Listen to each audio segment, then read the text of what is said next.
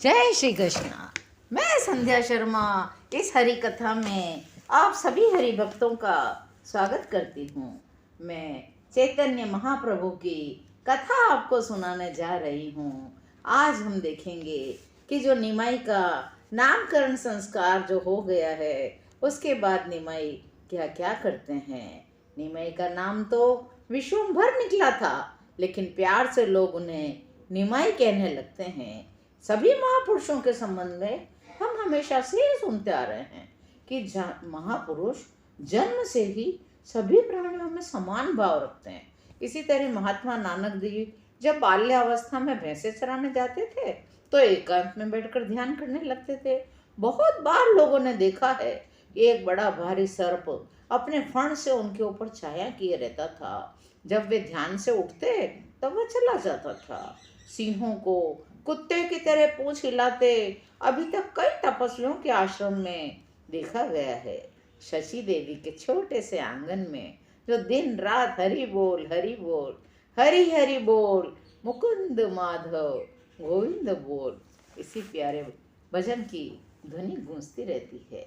इसका कारण केवल निमाई की अपूर्व रूप माधुरी भी नहीं है, उनकी विश्व मोहिनी मंद मुस्कान पास पड़ोस की स्त्रियों को बड़ा आकर्षित करती हैं। उन्हें निमाई की मंद मंद मुस्कान देखे बिना चैन ही नहीं पड़ता है। और माताओं का तो यह सनातन स्वभाव है कि जो उनके संतान पर प्रेम करता है उनके हृदय में एक प्रकार की मीठी मीठी गुदगुदी होती है। स्त्रियां निमाई को जितना ही प्यार करती, शची माता निमाई को उतना ही और अधिक सजा देती हैं। निमाई अभी छोटा है। बहुत से स्थानों से बालक के लिए छोटे छोटे सिले हुए वस्त्र और गहने आए हैं। माता ने निमाई को उन्हें पहनाना भी शुरू कर दिया है। एक दिन माता निमाई को उपटन लगाकर खूब अच्छा नहलाती है। तेल डालकर छोटे छोटे घुंघराले बालों को कंघी से बनाती हैं। एक पीला सा कुर्ता शरीर में पहनाती है। हाथ में कड़ों को बड़ा मिट्टी से घिसकर चमकीला कर पहना देती हैं। कमर में करधनी पहना देती हैं। एक काले डोरे से बांध भी देती हैं। पाँव में भी छोटे छोटे कड़े पहनाए जाते हैं। कंठ में कंठ का कंठुला पहनाया जाता है। कई एक काले गंडे तावीज बच्चे की मंगल कामना के निमित्त पहले से ही गले में डाल रखे हैं। बड़ी बड़ी कमल सी आंखों में काजल लगाती है और बाईं ओर के मस्तक पर एक काला सा टिप्पा भी लगा देती है, जिससे उनके प्यारे बच्चे को किसी की नजर न लगे। इतने में ही माँ जब निमाई को निहारती है, बड़ा बेटा विश्वरूप आकर कहता है, अम्मा अभी तक भात नहीं बनाया। माता जल्दी से बोली, अरे विश्वरूप क्या बताऊं, तेरे इस छोटे भाई से मुझे फुर्सत मिले तब तो भात बनाऊं। यह ऐसा नटखट है, तनिक आंख बसते ही घर से बाहर हो जाता है। फिर मैं इसका पता लगाने में ही व्यस्त हो जाती हूँ। विश्वरूप ने कहा, अच्छा लाओ इसे मैं खिलाता हूँ, आप जब तक जल्दी से भोजन बना लीजिए।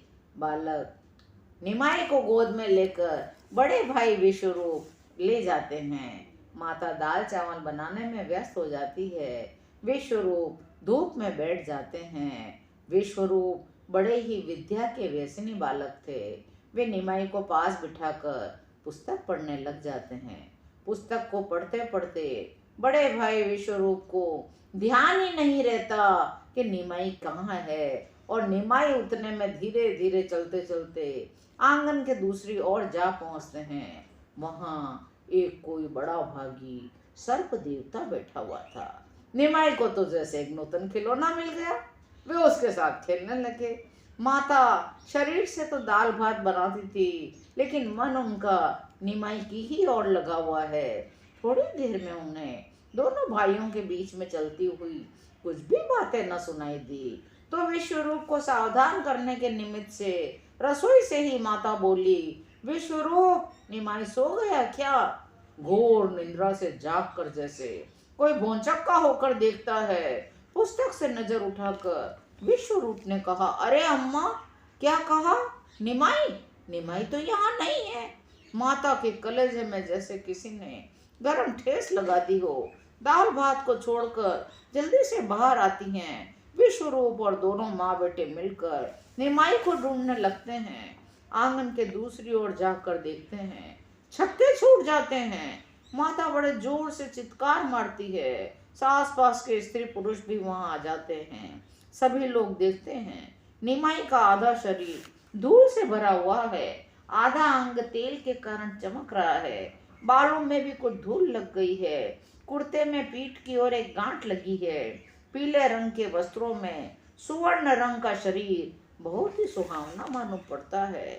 सर पर गुड़मुड़ी बांधे बैठा है, निमाई उसके ऊपर सवार है।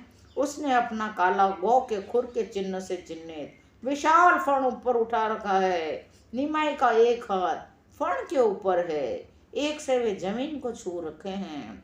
एक पैर में वलय देकर सांप चुपचाप पड़ा है। सूर्य के प्रकाश में काले रंग का सर्प बड़ा तेजी से चमक रहा है। निमाई को तो जैसे कोई चिंता ही नहीं। वे हंस रहे हैं, नए नए दांत अभी अभी आए हैं, खूब चमक रहे हैं। देखने वालों के तो होश उड़ जाते हैं। सभी के हृदय में एक विचित्र आंदोलन उठ रहा था। किसी की हिम्मत नहीं पड़ रही थी कि बच्चे को सांप से छुड़ावे। इसी समय सची देवी छुड़ाने के लिए दौड़ी। उनका जैसे ही दौड़ना था कि सांप जल्दी से अपने बिल में घुस गया। निमाई हंसते हंसते माता की ओर चले। माता ने तुरंत बालक को छाती से चिपटा लिया। सभी ने बच्चे को सकुशल देखकर बोला, ओहो, ईश्वर ने आज बड़ी ही रक्षा करी है। जरूर यह कोई कुल देवता है। इसने इस बच्चे को कोई नुकसान नहीं पहुंचाया। बड़ी बूढ़ी स्त्रियां निमाई का मुंह चूम चूम कर कहने लगी, अरे निमाई, तू इतनी बदमाशी क्यों करता है? क्या तुझे खेलने को सांप ही मिला है? निमाई हंसता है और सब स्त्रियां गाती है, हरि बोल हरि बोल हरि हरि बोल, मुकुंद माधव गोविंद बोल। इस प्रकार निमाई अधिक चंचलता देखकर माता जो है उनकी बहुत ही चिंता करती है। माता जितनी जितनी होशियारी रखती है, ये निमाई उतने ही अधिक उन्हें धोखा देने लगते हैं। आज की ये सुंदर कथा यहीं विश्राम लेती है। शेष कथा को सुनने के लिए चैनल को सब्सक्राइब करिए और मेरे साथ प्रेम से बोलिए, हरि बोल हरि बोल हरि बोल।